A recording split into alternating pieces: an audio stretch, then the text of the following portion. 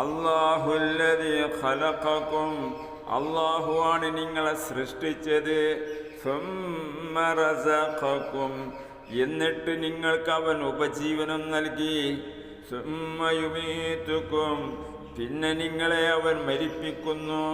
സുമ്മ യുഹ്യീകും, പിന്നീട് അവൻ നിങ്ങളെ ഉയർത്തെഴുന്നേൽപ്പിക്കും പരലോകത്ത്.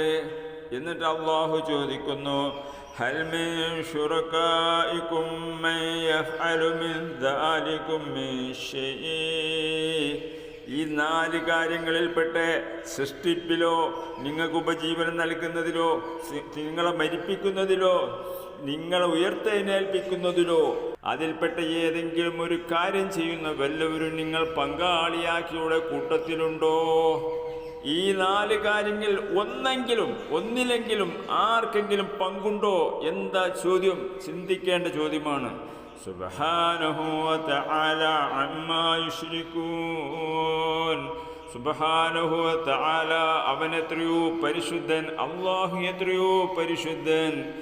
അമ്മാ യുശ്രികൂൻ, അവർ പങ്കു ചേർക്കുന്നതിനെല്ലാം അവൻ അതീതനാണ്. അള്ളാഹുവിനോട് പങ്കു ചേർക്കാൻ യാതൊരു വകുപ്പുമില്ല. ഒന്നും സൃഷ്ടിച്ചിട്ടില്ല, ഒന്നും. എത്ര ന്യായം! കൃത്യമാണ് ചോദ്യം. പിന്നെ അള്ളാഹു പറയുന്നു എന്തുകൊണ്ട് അതിൻ്റെ അനന്തരഫലം വരാൻ പോകുന്നത്. വഹറൽ ഫസാദു ഫിൽ ബർരി വൽ ബഹരി ബിമാ കസബത് അയ്ദിന്നാസ്. മനുഷ്യരുടെ കൈകൾ പ്രവർത്തിച്ചത് നിമിത്തം കരയിലും കടലിലും കുഴപ്പം പൊട്ടിപ്പുറപ്പെട്ടിരിക്കുന്നു. മനുഷ്യരുടെ പ്രവർത്തന ദോഷം കൊണ്ടാണ് സകല പല പ്രശ്നങ്ങളും വരുന്നത്. കാലാവസ്ഥ മാറുന്നത്, ദുരിതങ്ങൾ ഉണ്ടാക്കുന്നത് എല്ലാം മനുഷ്യൻ്റെ കൈകൾ കൊണ്ട് ഉണ്ടാക്കുന്ന, മനുഷ്യൻ മോശമാക്കുന്നത് കൊണ്ടാണ്.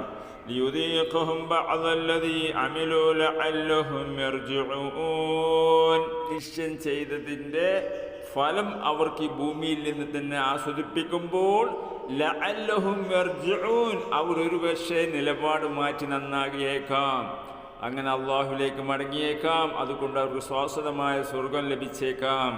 ഇതുകൊണ്ടാണ് അള്ളാഹു ഇതെല്ലാം തരുന്നത്. മനുഷ്യൻ ചെയ്യുമ്പോൾ അതിൻ്റെ ദോഷം മനുഷ്യന് പല രൂപത്തിലും കടലിലും കരയിലുമെല്ലാം കുഴപ്പങ്ങളുണ്ടാകും.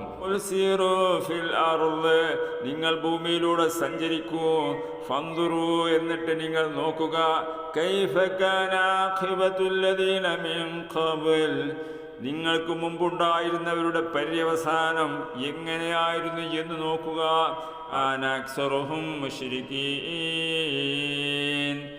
അവരിൽ അധിക പേരും ബഹുദൈവാരാധകരായിരുന്നു, അള്ളാഹുവിനോട് പങ്കു ചേർക്കുന്നവരായിരുന്നു. അതുകൊണ്ട് അത് വെടിഞ്ഞ് അള്ളാഹുവിലേക്ക് മടങ്ങുക.